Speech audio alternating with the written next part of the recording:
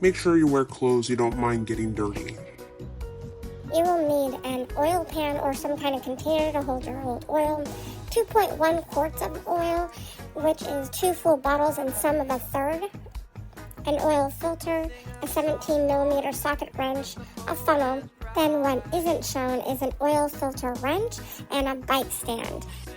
I will show you why I didn't need an oil filter wrench, and I accidentally left my bike stand at the office. Because I did not have a bike stand, I removed the bottom piece of fairing so that I could get to it easier and also for a better camera view.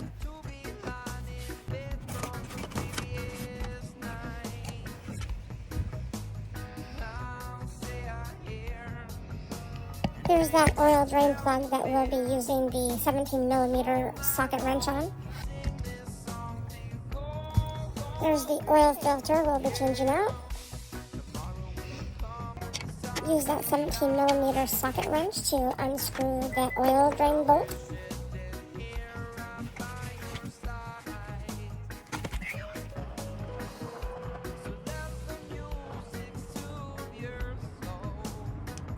Make sure your pan is actually underneath the drain.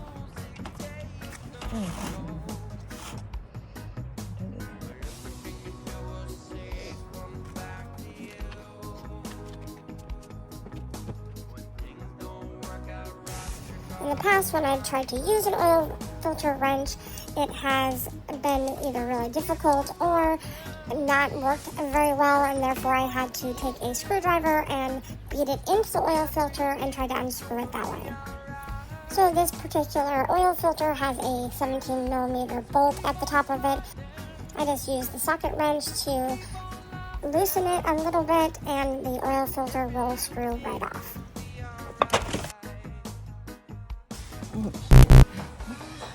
Don't do that.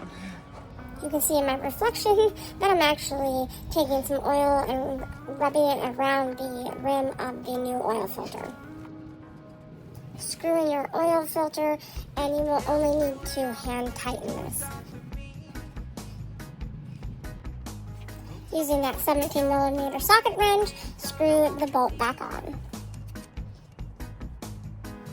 I also left my funnel at the office, therefore I had to create a makeshift one, which worked just fine.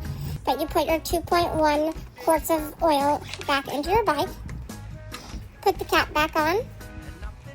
You can turn your bike on for a few minutes and then check your oil gauge to make sure you put enough oil into it. And that's it.